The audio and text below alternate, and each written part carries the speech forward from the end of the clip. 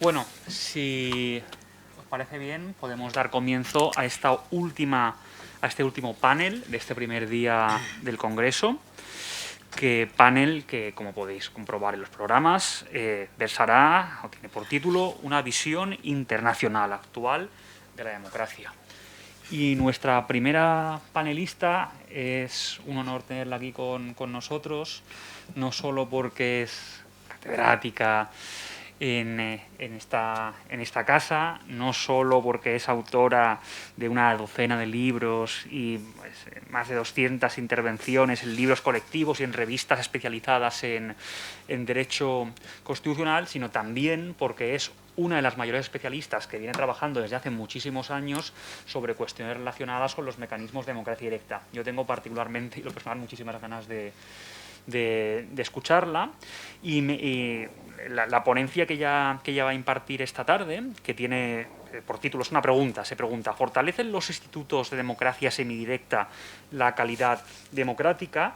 Es una síntesis, lo que nos va a presentar esta tarde la profesora Remedios Sánchez Ferriz, es una síntesis de un libro que está en prensa ahora mismo en la Fundación Jiménez Abad. Así que nada, yo deseando escucharla y adelante cuando pues muchas gracias, Diego. Muy amable. Para mí sí que es un honor haber sido presentada por ti después de este espectáculo tan estupendo que habéis hecho Roberto y tú. Es muy curioso porque yo tenía que dar una conferencia esta mañana y siempre me miro en torno quién habla antes, quién habla después y tal, y era una. Pero por estar con lo de Óscar Alzaga cambiado el enfoque. Y como esta mañana he asistido a 3 conferencias que tenía que irme corriendo, pero me hubiera gustado si no hubiera levantado, creo que había levantado la mano Lorenzo, si no lo hubiera levantado me hubiera gustado decir: oye, habéis estado brillantísimos, estupendos todos, hablando de la participación en ámbito local. Pues yo pensaba, bueno, pues esta tarde yo llego allí y digo, pues yo voy a hablar desde el punto de vista constitucional.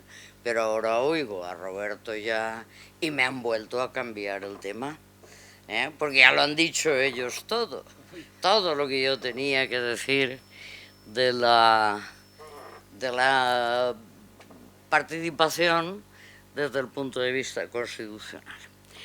Bueno, al tratar el tema, el conjunto, tal como lo ha enfocado Jorge, al que le doy las gracias públicamente, a él se lo digo, ya se lo he dicho varias veces, digo, en fin, no me siento jubilada porque tú de alguna manera siempre cuentas, siempre... en fin, aunque poco novedosos, tengo que decir, a la vista de todo lo que he oído. Pero sí que voy a procurar aclarar algunas ideas. Nos han hecho enfocar los institutos de democracia directa, de los que habéis oído hablar aquí, pero que yo ahora voy a precisar algo sobre ellos, nos los han enfocado hacia la mayor o menor calidad de la democracia. La democracia es una forma de vida. La democracia no son unos simples mecanismos o instrumentos. La idea es tan vieja. Fijaros que cuando Aristóteles hace las clasificaciones y opone pues a la monarquía, a la tirarquía, a la democracia, opone la demagogia. Y eso, que es tan viejo, pues es un problema que hoy, recientemente, en Europa y especialmente en los países de los que me voy a fijar algo más, en Italia y en España, pues lo tenemos un poco a través de no digo que los populismos sean por sí demagogia, demagogia es todo lo que dicen los políticos de cualquier color, pero sí ese riesgo tan viejo que ya se anunciaba en Grecia, lo tenemos ahora. A lo largo de la historia veréis pocas veces la idea de democracia, porque la idea de democracia, por ejemplo, Maquiavelo dice, todos los estados que son o son reinos o son repúblicas. Claro, república es la que se utiliza a modo de, o con la idea que entonces se tenía de democracia. Pero, y al final, pues ya que nos ha hablado tanto de los americanos, recordemos la famosa definición de Lincoln, que es simplísima, porque no dice nada. Gobierno del pueblo, por el pueblo y para el pueblo, pues sí. Pero ¿cómo? ¿Cómo se lleva eso a la práctica? Eso es lo que tenemos que ver. ¿Cómo lo llevamos a la práctica? Yo pertenezco a una época un poquito anterior en la que hablábamos de democracias occidentales o democracias liberales, democracias del este o soviéticas. Ahora no. Ahora, yo creo que todos... Bueno, y la democracia corporativa, que también, la de los fascios, también. Ahora no, ahora se habla de democracia, no hay más que una democracia, pero lamentablemente no hay más que la democracia de la que yo hablo.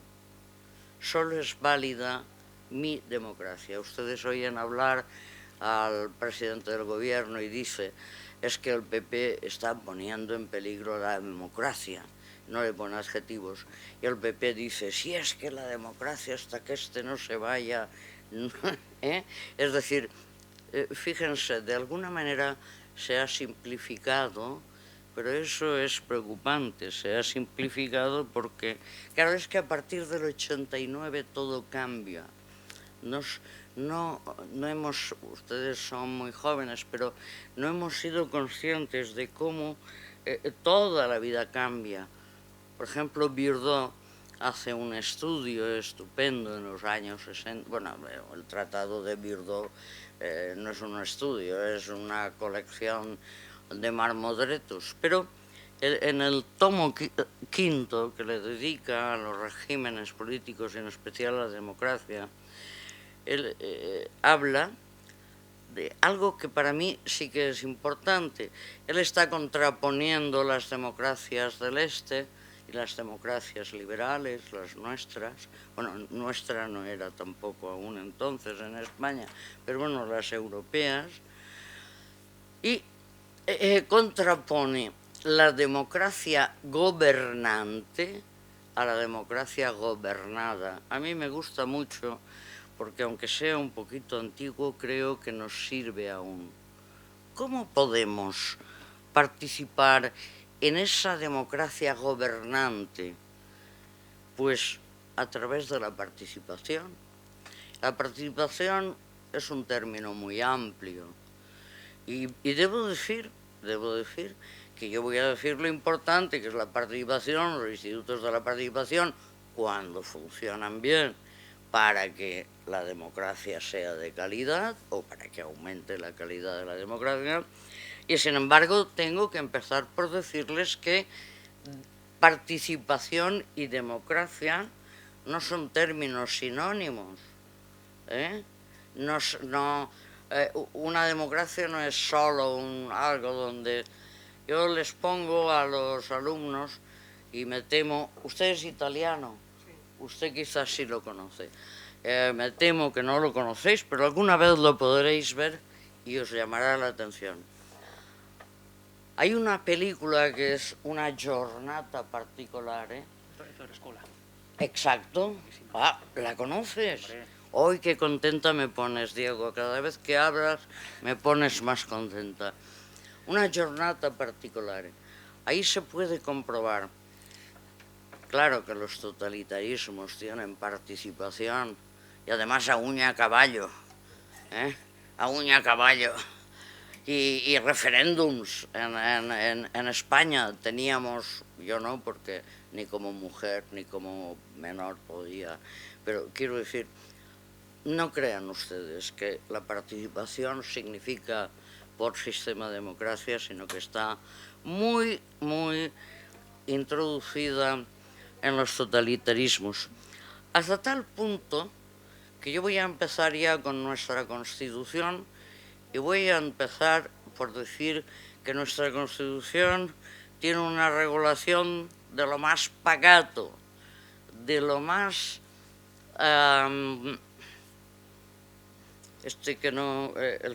¿cómo se llama? Tacaña, de lo más tacaña. ¿Y saben ustedes por qué? Porque la izquierda, que estaba muy espabilada, muy, en fin, entre De Gaulle, Franco y todos a la vez, fue la izquierda la que no quiso. Nosotros podríamos tener, como los italianos, un referéndum abrogativo. Y fue Solé Tura, profesor, buen amigo, el que dijo, no, de eso nada. Yo he hecho un trabajo recientemente que es muy divertido, porque pongo en una columna lo que dice Podemos, lo que decía, porque ahora ya no dicen estas cosas. Pero cuando ganaron por primera vez estaban muy ilusionados con la participación y con estos institutos de los que vamos a hablar, y el referéndum y tal. Entonces pongo ahí una columna y pongo otra columna y son idénticas. Lo que pasa es que luego al final ya digo, oiga, que la segunda columna es de Fraga Iribarne en las Cortes Constituyentes. Atentos. Es decir, cómo se invierte, cómo el lenguaje político puede a veces crearnos estas confusiones. Bien, voy a decirles cuáles son estos institutos. Son muy simples, los han mencionado ya todos mis compañeros. Cuando se habla de democracia directa no hay más que una, que es la Asamblea. Les ha mencionado el Consejo Abierto, no sé si Diego. En nuestro caso, la Constitución, en el artículo 140, contempla el Consejo Abierto, pero es un reducto histórico, apenas tiene importancia, ¿no? Sí que hay, en cambio, asambleas, en los casos que en algunos estados, no se puede hablar de Norteamérica, en términos generales, en algunos estados y, por supuesto, en Suiza. Suiza tiene la institución de la Landgemeinde, que es una asamblea de todo el cantón. Pero claro, a nivel cantonal, ¿dónde se mantiene? Pues en los 3 cantones, que son 4 gatos, que son semicantones, que son muy pequeñitos. Claro, eso nos lleva a un error. Porque dirá, bueno, pues en Suiza esto es ya un reducto. Ojo, a nivel local se toman las decisiones en asamblea. Y tanto es así que hay cuestiones tan importantes como la de la naturalización, la concesión de la nacionalidad, que no es nada fácil, corresponde a los municipios. Y claro, en los municipios donde hay asambleas, que es un tercio larguísimo, casi la mitad, en esos municipios, ¿cómo se resuelven? Pues a mano armada, a mano alzada. ¿Qué ocurre? Que estamos ante un derecho fundamental que cuando se ha encontrado el Tribunal Federal con una situación así, ha dicho, uy, entonces ¿ahora qué hacemos? No, las asambleas se mantienen, eso es constitucional y se mantienen, pero ha ido añadiendo exigencias. Siempre que a alguien haya que denegarle, ustedes levantan la mano, lo hacen como quieren, pero si la solución es negativa, se lo dan con un papelito para que pueda recurrir, porque si no le estás denegando el derecho de defensa, el derecho de recurso. Esta es la democracia directa. No hay más democracia directa, aunque todos llamamos democracia directa a los institutos que también ahora voy a mencionar. Otra es la iniciativa legislativa popular. También nos han puesto muchos casos de cómo reformas constitucionales se llevan a cabo forzosamente, ratificándose al final por un referéndum. Pero no hay iniciativa legislativa para las constituciones más que, una vez más, en el caso suizo. En el caso suizo, la iniciativa legislativa, de tal manera que a nivel federal solamente se puede pedir por el pueblo, una parte del pueblo, puede pedir la reforma constitucional solo a nivel federal. No existe la iniciativa legislativa popular a nivel federal, pero sí a nivel cantonal. Con lo cual tienen ustedes una iniciativa que les permite proponer cualquier tipo de ley, con una ventaja, que cuando acabe el proceso en el Parlamento, cuando acabe la discusión, se votará en referéndum para saber si se han ajustado o no.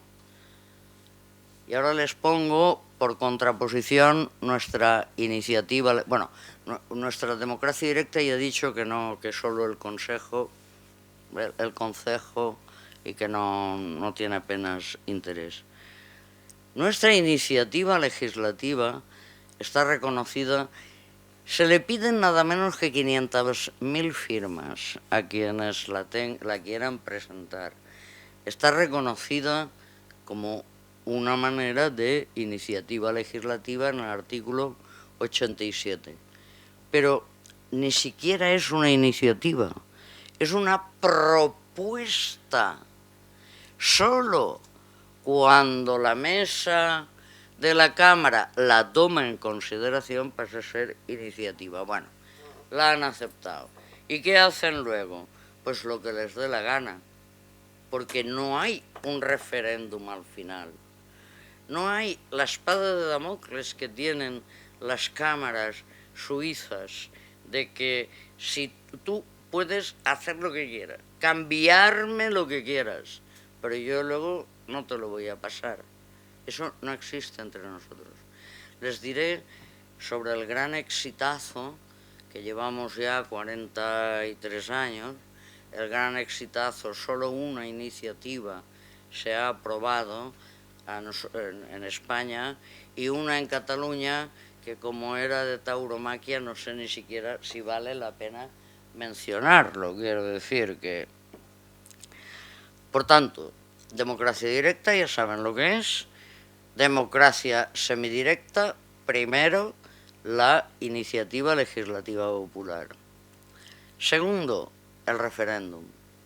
Así como y ahora hablo otra vez desde España, la iniciativa legislativa está al inicio del proceso, pero la presentan y se olvidan, no tienen nada ya que hacer y bien poco que decir, porque ahí van unos representantes que no. El referéndum es al final del proceso. Se ha acabado una ley o se ha acabado una constitución, una reforma, un estatuto, y entonces se pasa a la ratificación o no del cuerpo electoral. Pues bien, si no unimos, si en España no unimos esas dos instituciones, no sirven para nada y es una tomadura de pelo. ¿Por qué? Porque, hombre, la participación es importante para la calidad democrática, pero la participación es importante si produce efectos y si sirve para algo y si no se, en fin, si nos la ponen ahí los partidos. Vuelvo a decir que los más rácanos en eso fue la izquierda, porque desde la perspectiva de la izquierda no se concibe la la constitucionalización de estos institutos que han dado tan mal resultado. Claro, ustedes dirán, bueno, pues porque, claro, como estaba Franco y como estaba De Gaulle, bueno, hemos tenido recientemente unas experiencias que nos permitirán ver que son muy importantes los institutos de participación, pero que, ojo, cómo los regulamos, primero. Y segundo, ojo si son efectivos. Y por último, veamos si nos cuadra o no nos cuadra en nuestro sistema. Y voy a empezar. Bueno, Renzi ya se fue a su casa, pobrecito. Cameron ya no se sabe ni por dónde está. Pero voy a empezar por el Brexit. Voy a empezar por Cameron.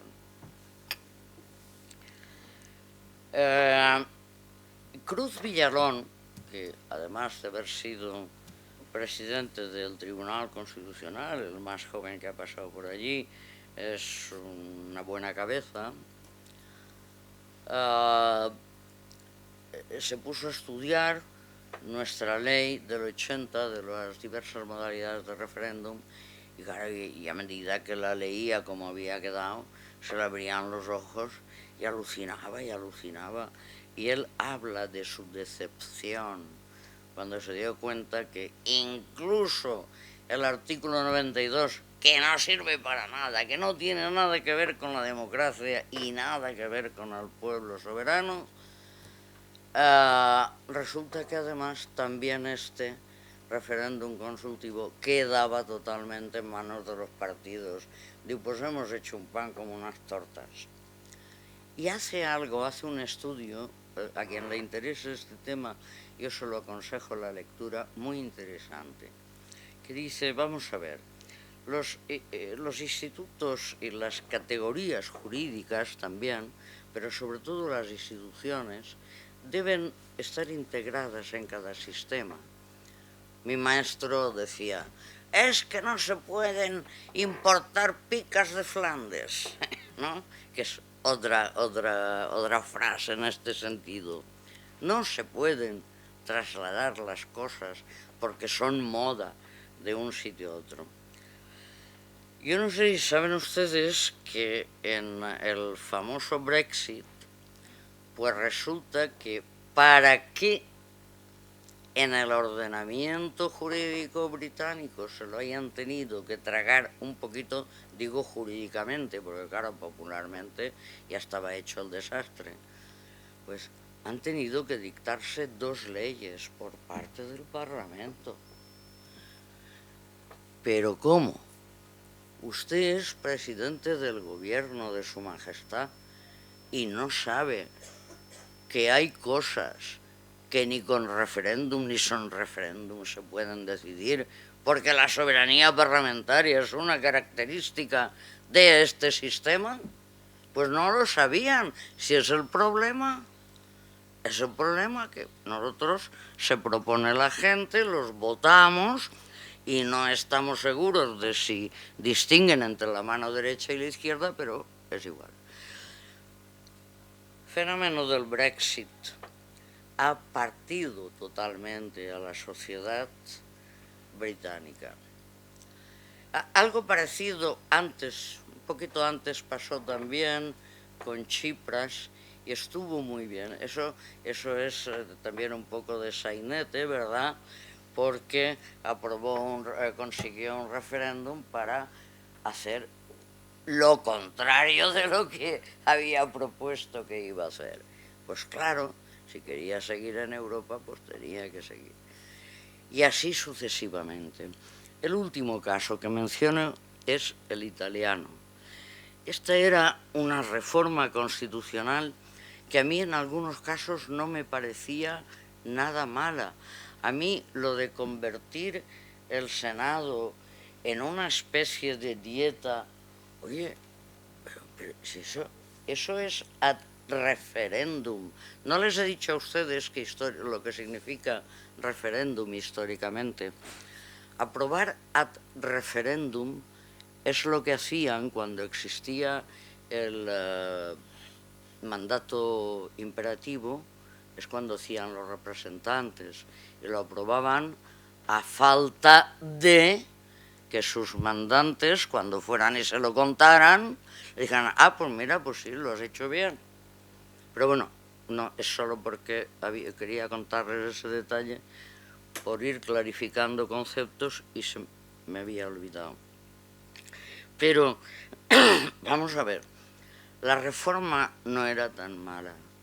La academia se dividió como no se pueden imaginar ustedes. Yo no he visto nunca una cosa así. El profesor Pache, que presidía una, el otro que... Bueno, todos enfrentados. Y al final, ¿qué pasó? Pues salió que no, y Renzi pues se fue a su casa.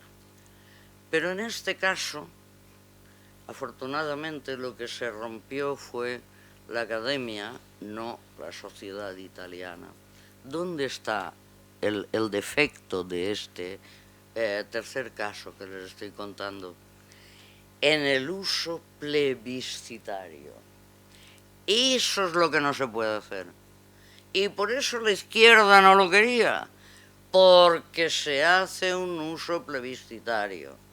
Si esto sale, yo aquí es más guapo, y si no sale, me voy a mi casa.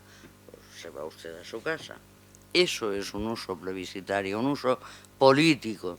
Por lo tanto, para ir acabando, ¿qué es lo que yo propongo para que de verdad contribuya a una mayor calidad democrática? En primer lugar, que establezcamos institutos que tengan garantías de tener algún efecto y que la gente se sienta que efectivamente está contribuyendo, que su opinión y su voto sirve para algo.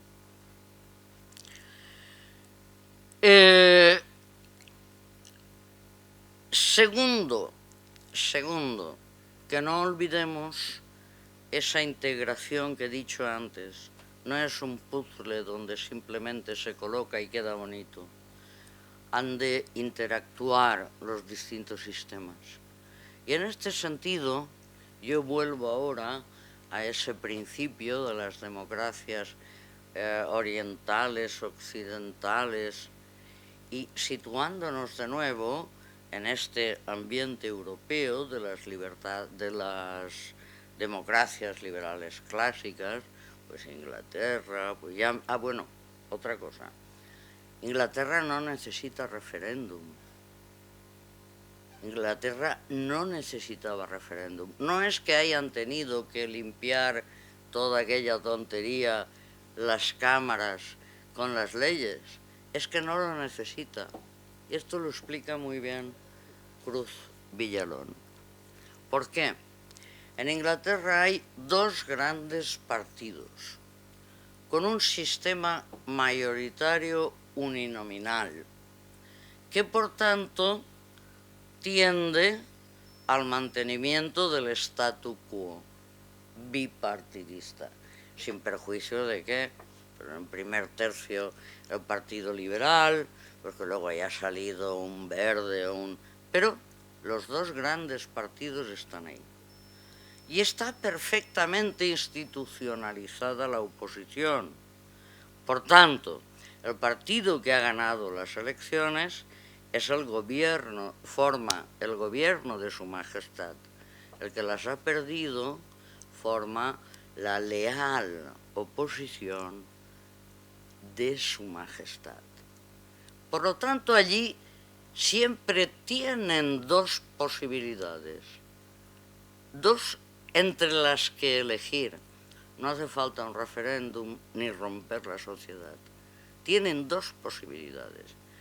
Mientras este partido ganador está ejerciendo el poder, el otro tiene, no como aquí, que son las chicas, los chicos que salen, que no salen, y que, en fin, que no se sabe tantos ministros qué es lo que hacen, sino que hay un gobierno igual en la sombra ¿no? The Shadow Cabinet, que es pues el más preparado de la oposición en Hacienda, pues hace de ministro de Hacienda en la oposición, el otro de lo que sea, de industria, de tal, y por tanto, entre el que está ejerciendo y el fantasma, pero que está ahí esperando al cambio, siempre conforman esa doble visión de las cosas, esa doble ideología. Por lo tanto, ¿dónde haría falta, a mi juicio, una buena regulación de los institutos de participación? Efectivos, bien regulados, como Dios manda. A mi juicio, en Italia y en España. ¿Por qué? Porque la partitocracia nos tiene la democracia hecha unos zorros. Y en Italia están mucho más adelantados que nosotros. Por eso yo ahora mi idea es seguir esa línea italiana y ojalá se pudiera establecer en España. En Italia tiene la reforma constitucional y la reforma de los estatutos como nosotros, vale, con referéndum final. Pero tienen un referéndum abrogativo para las leyes. Y además muy bien regulado, porque es el Tribunal Constitucional el que, con la excusa de que no se propongan las 4 materias prohibidas, son las mismas que tenemos nosotros en la iniciativa legislativa popular, prohibidas, el último párrafo del artículo 80. Pues entonces con esa excusa es el que va abriendo. Pero ojo, en este momento el principal debate que ya estuvo en las constituyentes, con Mortati, con algunos de los grandes, es hacer no solo el abrogativo, sino el propositivo. Y respecto de nosotros ya he dicho que no estuvimos tan lejos de esa experiencia porque se propuso, pero bueno, a Soletura le pareció que no estábamos entonces bastante preparados. Yo efectivamente creo que nos falta aún bastante cultura política, pero sobre todo cultura democrática, y le falta también a las instituciones, lo decía Tudela en un trabajo que vamos a publicarle ahora este próximo mes, lo decía Tudela, cuánta falta hace, no solo en nuestra cultura, sino el pudor de los miembros de las instituciones, el respeto que se deben tener a sí mismos, pues los miembros del Tribunal Constitucional, los miembros del Parlamento, en fin, que tienen que empezar a respetarse.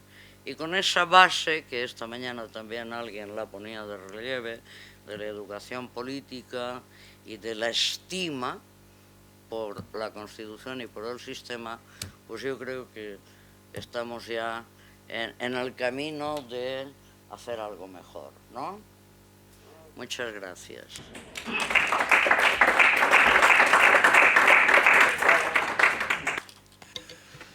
Muchísimas gracias a la profesora Sánchez Ferriz por la más que interesante y brillante conferencia. Y vamos, si les parece bien, lo que vamos a hacer es dejar el turno de preguntas y las subiere para cuando acabemos con las 2 intervenciones.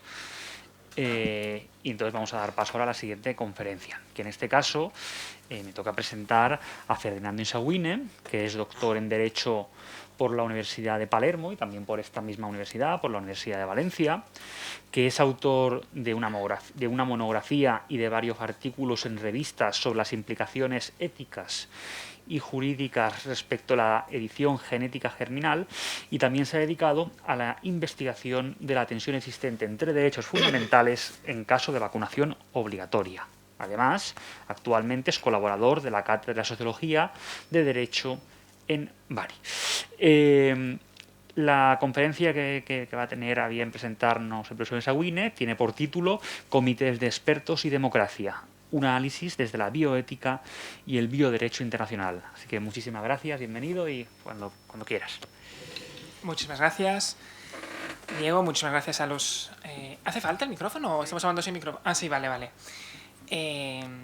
Muchas gracias a los organizadores del Congreso, al director y a la secretaria, sobre todo, por haberme invitado, por contar conmigo. No me han dado una tarea fácil porque me han dejado hablar después de la profesora, ¿no?, Remedio, que nos ha dado una ponencia brillante, demostrando también conocer muchísimo, no solamente las implicaciones jurídicas de los diferentes países, sino la sociedad de los diferentes países, que yo creo que ha sido algo realmente brillante. Y con el caso de Italia, país donde yo he vivido muchísimos años, pues tengo que decir que lo ha abordado perfectamente y ha sido en parte incluso emocionante, ¿no?, volver a escuchar debates políticos del día a día que hemos tenido durante esa reforma constitucional que propuso Matteo Renzi. Ahora vamos a abordar un tema un poco distinto, porque sabéis, y se ha hablado durante esta mañana, estoy seguro, en los últimos años en la teoría filosófico-política, pero también en la opinión pública en general, se ha discutido y se discute sobre la crisis de la democracia representativa, ¿no?, sobre esa distancia, sobre esa brecha que va abriéndose siempre más entre los representados y los representantes, la percepción que tiene el ciudadano de estar siempre más lejos de la toma de decisiones. Y en ese clima, al mismo tiempo, han empezado a florecer, más allá de la academia, donde siempre han existido los estudios sobre la democracia directa. Una vez más decía muy bien la profesora Remedio, cuando decía que existe la democracia directa y después existen unas instituciones que nos pueden ayudar a potenciar la presencia de la ciudadanía, la participación ciudadana, pero que no todos los instrumentos que potencian la participación ciudadana pues se pueden leer estrictamente como democracia directa. Bien, estos estudios han salido un poco de la academia y han empezado a experimentarse, han empezado incluso en algunos casos a institucionalizarse, y en este clima entonces de crisis de la democracia representativa y de gran impulso de los mecanismos de participación ciudadana, considero que puede ser interesante comentar, reflexionar sobre un tema clásico de la teoría filosófico-política que, sin embargo, ha vuelto también a cobrar mucho interés en los últimos años. Y me refiero a la tensión que existe entre los comités de expertos y los mecanismos democráticos. Como decía, no es un tema novedoso, de hecho es un tema clásico, pero con el avance de la biotecnología en los últimos años, sobre todo, aunque no es un fenómeno que se pueda, ¿no?, confinar a este ámbito, con el avance de la biotecnología, decía, se han abierto nuevas posibilidades en la cura y en el BIOS en general, nuevas posibilidades que también han abierto a nuevos conflictos. Y para gestionar estos nuevos conflictos, el derecho y la política, o el junte estructural entre derecho y política, el Estado constitucional de derecho, pues se ha interrogado, se interroga y está ante la dificultad también de gestionar estos conflictos. Y por lo tanto, como dice David Levy-Ford, empieza a volver, ¿no?, una tendencia a despolitizar la acción pública, una despolitización de la acción pública a través de un proceso de proceduralización de los conflictos y deslocalización de las decisiones. Es decir, el derecho y la política empiezan a ocuparse, para algunos temas, más del cómo y dónde decidir que estrictamente de qué decidir, en la sustancia qué decidir. Es decir, existen unos conflictos que tienen un coste electoral muy alto que se proceduralizan, se crea un proceso, en este caso a través del uso de comité de expertos, comités burocráticos, donde después se deslocaliza la decisión. Evidentemente, en la forma siempre conserva el poder legislativo, el poder ejecutivo, siempre conservan, ¿no?, el poder normativo, pero en la praxis ese poder normativo se traslada en buena parte a estos comités de expertos. ¿Por qué? Porque, como os decía, los conflictos tienen unos costes electorales muy altos y la lógica partidista o la capacidad de lectura que tienen los partidos de leer quizá la fragmentación ideológica no es igual en leer la fragmentación ética. Y no siempre la fragmentación ideológica corresponde a la fragmentación ética. Y de ahí entonces que empiece que se ahonde en esta tendencia, sobre todo en Italia, con el comité de bioética italiano, en el caso concreto de la bioética, pero podríamos ir más allá, incluso del campo estricto de la bioética. Y como os decía, el principio, la teoría de fondo no es nueva, porque en el fondo el primer argumento, el humus teórico, es una teoría que conocemos desde Platón y de la República. Es decir, que sean los mejores, que sea la élite a tener la más capacitada y por lo tanto la que tiene que decidir, la que tiene que tomar la decisión concreta. Pero en la contemporaneidad se añaden otros elementos importantes. El primero, que estamos ante una siempre creciente complejización de la sociedad. La sociedad se hace siempre más compleja y por lo tanto no solo es que puede ser conveniente que los mejores decidan, pero en algunos casos argumentan los que consideran positivo o incluso necesario que se extienda esta despolitización de la acción pública.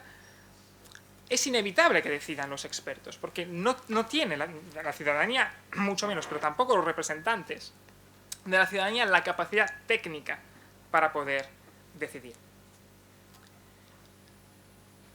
Y se añade también que quizá, y aquí se ahonda en la herida de la crisis de la democracia representativa, que quizá no estén del todo capacitados los representantes para hacerlo, que no haya un vínculo de confianza entre representantes y representantes para hacerlo.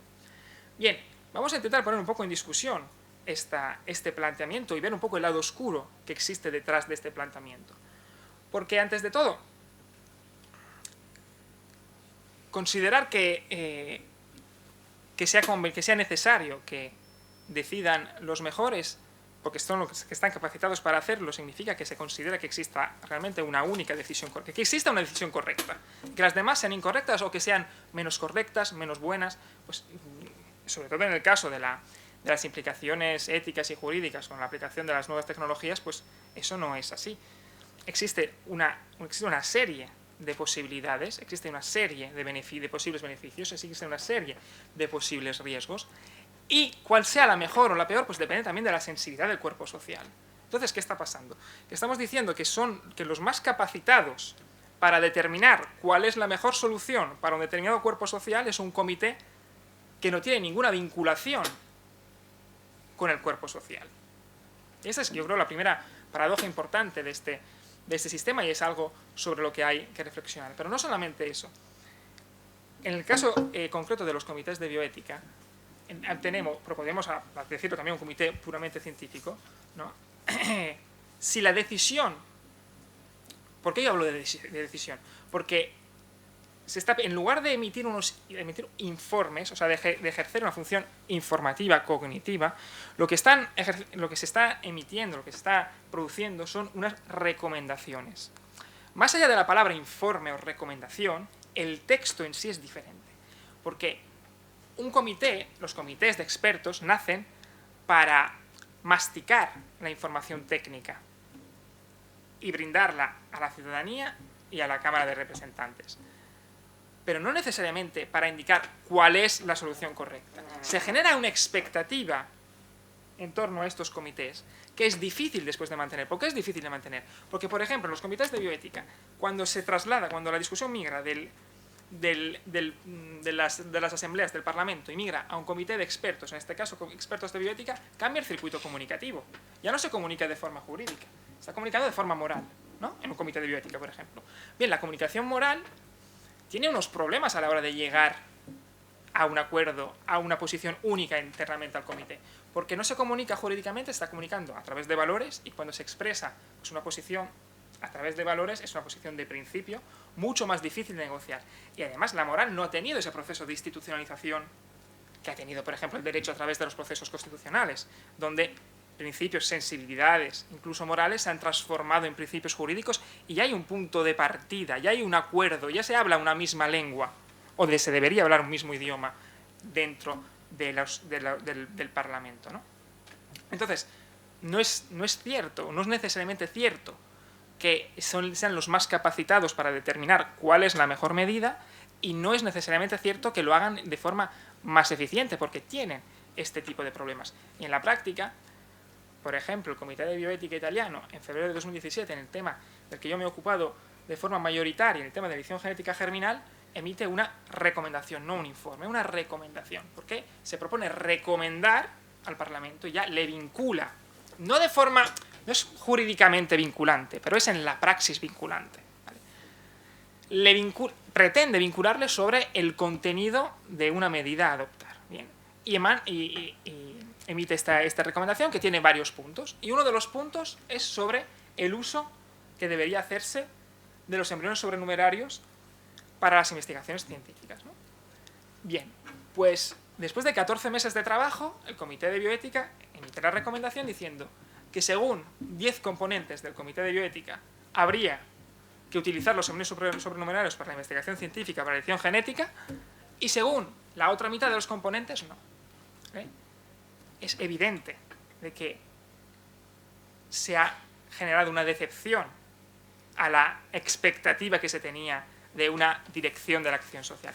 Y ha demostrado el Comité de Bioética no estar preparado para dirigir la acción social. Está preparado para ahondar sobre el problema, para esclarecer los lados oscuros, para ahondar sobre las diferentes sensibilidades morales, pero no para tomarle esa responsabilidad de decidir y de dar ya un resultado al Parlamento que solo tenga que ratificar y que solo tenga que actuar de forma meramente procedural o de forma formal. Y entonces, ¿qué alternativa tenemos? Pues yo creo que podríamos empezar, y sería bueno empezar, por restablecer un poco una horizontalidad entre estas dinámicas de los comités de expertos y el junte estructural entre política y derecho. Y es decir, volver a una diferenciación de las funciones entre estos.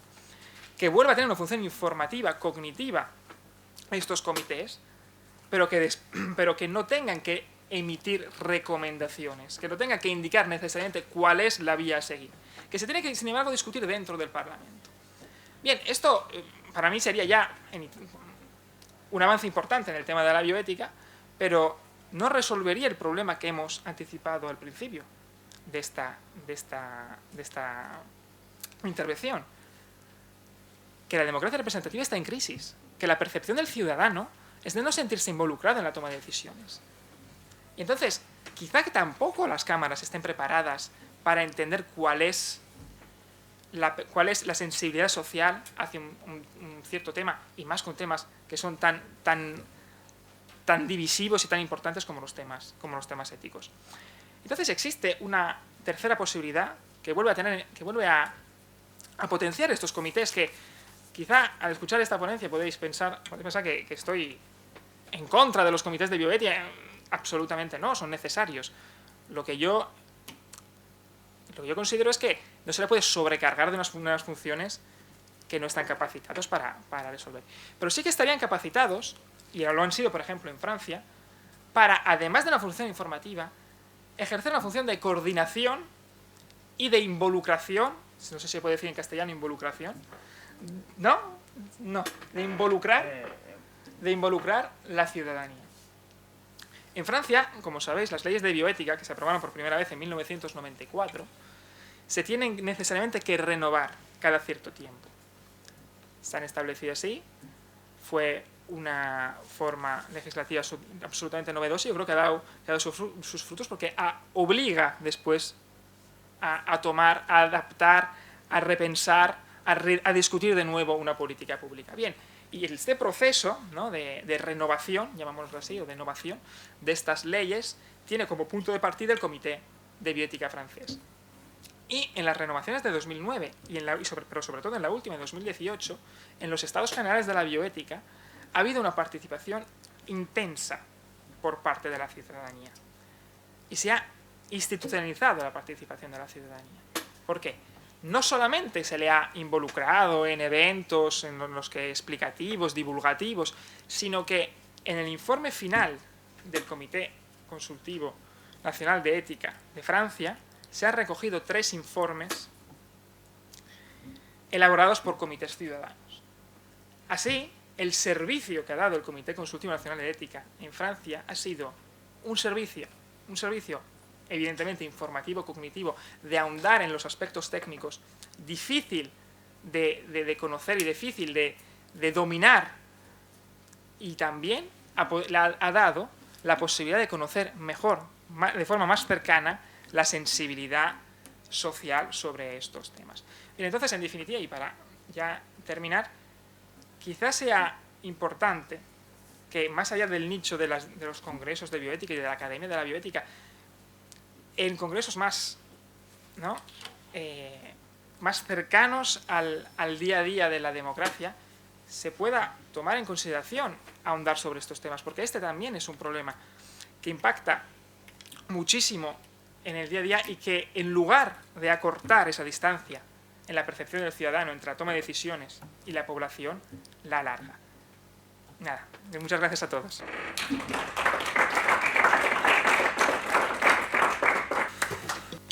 Bueno, muchísimas gracias a ti por la interesantísima exposición, y si os parece bien podemos pasar ahora a un turno de preguntas o intervenciones, si las hubiere, para que podáis formulárselas a los ponentes o comentar cualquier cuestión que consideréis oportuna.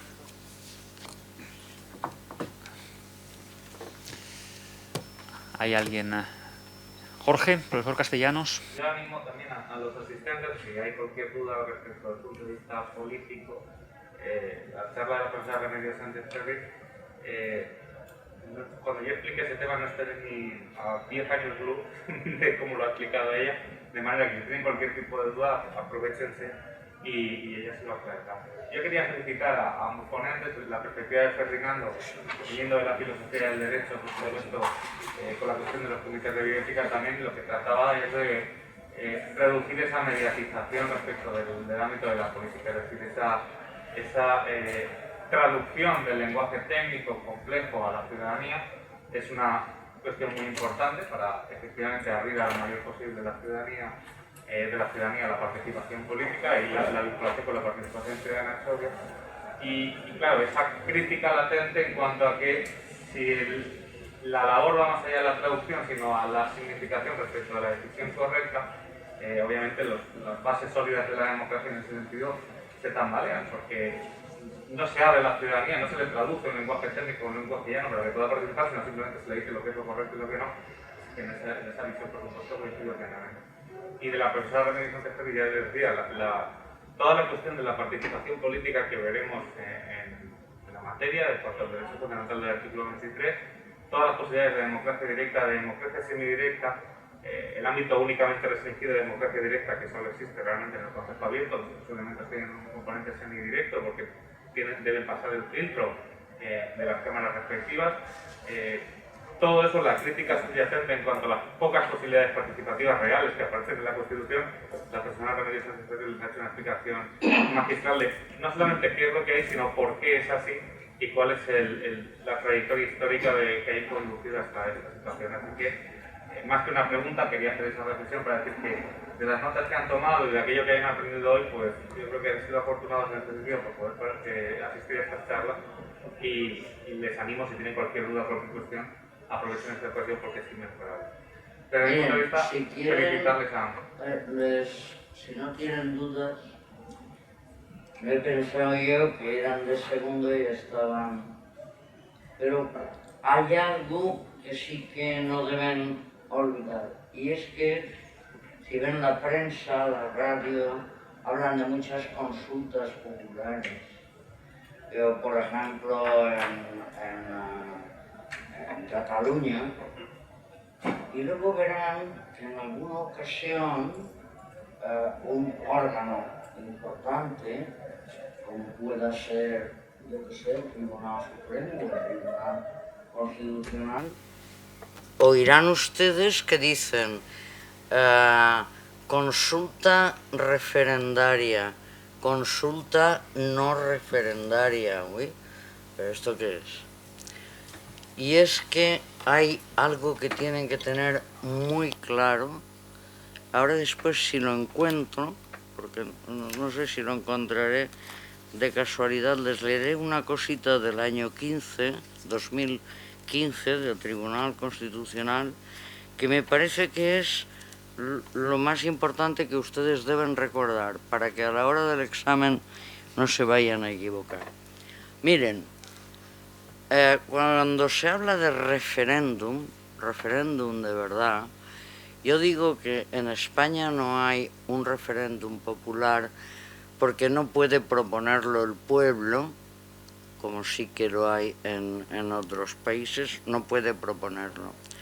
El referéndum nuestro lo define el propio Tribunal Constitucional, si lo encuentro, y si no, se lo digo de memoria, diciendo, el referéndum es una consulta popular convocada por un órgano público. ¿Quién puede convocar el referéndum? Bueno, si es de la reforma constitucional, pues ya cuando hay que acabar los pasos y tal. El gobierno de la nación, el gobierno. Todo lo demás, pues son consultas, pues, y entran ahora en internet y encuentran de Valencia, de no sé cuántos, de Gandía, todo tipo de cosas. No sé muy bien para qué sirven, pero encuentran de todo. Pero participación en la que su voto o su opinión pueda tener que servir para algo jurídico es el referéndum. Y el referéndum solo lo convocan los órganos constitucionales.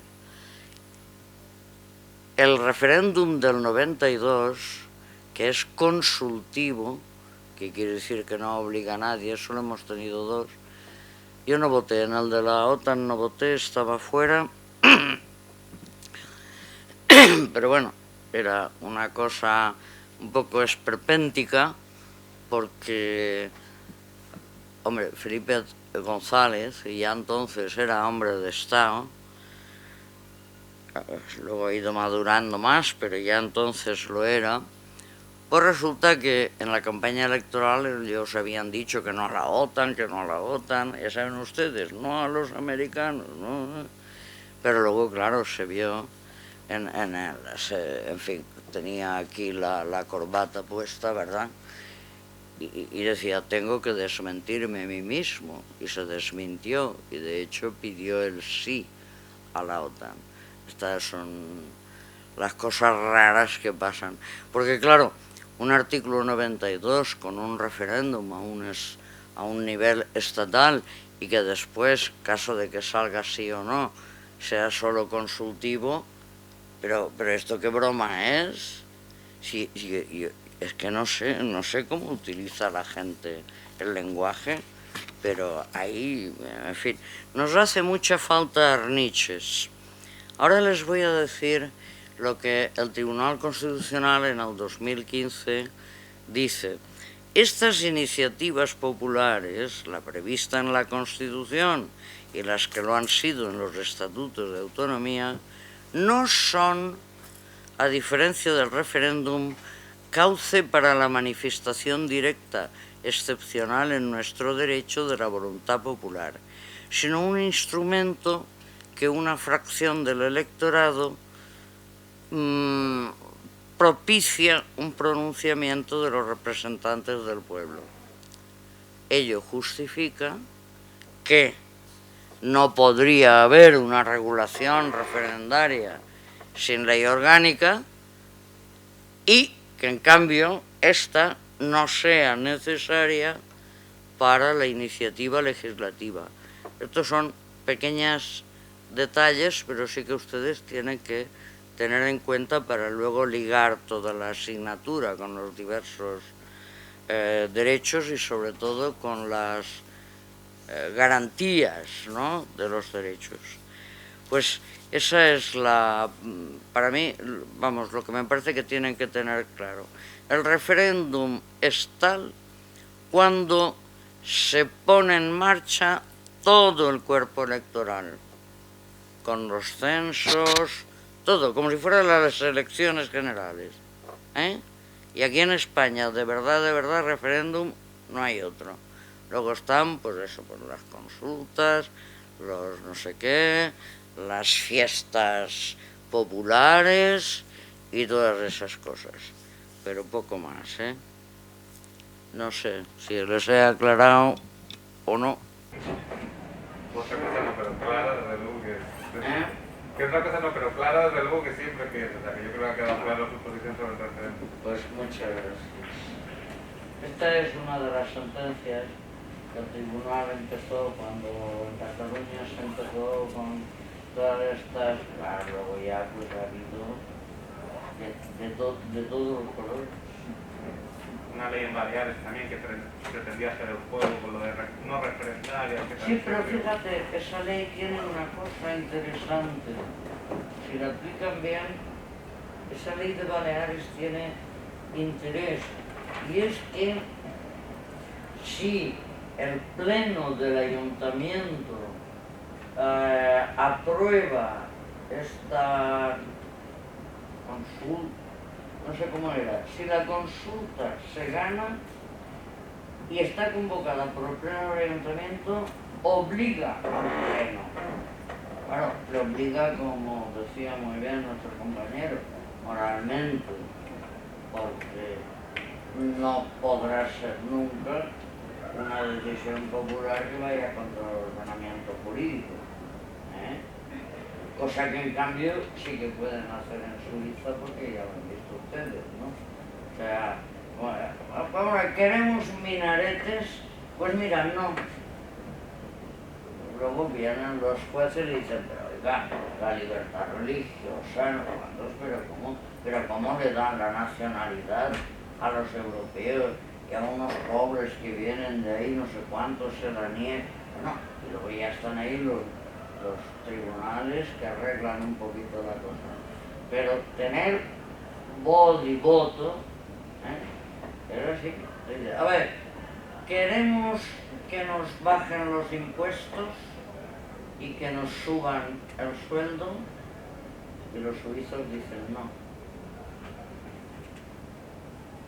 ¿Por qué? Pues porque ellos están muy habituados, esto es ya una cosa, y por tanto también conocen lo que hay detrás, conocen la letra pequeña, y son situaciones que entre nosotros serían inexplicables, y a los italianos también, ¿verdad? Pero bueno, es así. Muy bien, pues si no hay ninguna pregunta, algún comentario más, pues nada, agradecer de nuevo. Están cansadas. Sí, claro. Agradecer de nuevo a los ponentes por su interesantísima intervención y mañana continuamos con el Congreso a las 12:45, ¿no? Si no me acuerdo mal, 12:40. Muy bien, muchas gracias a todos y todas.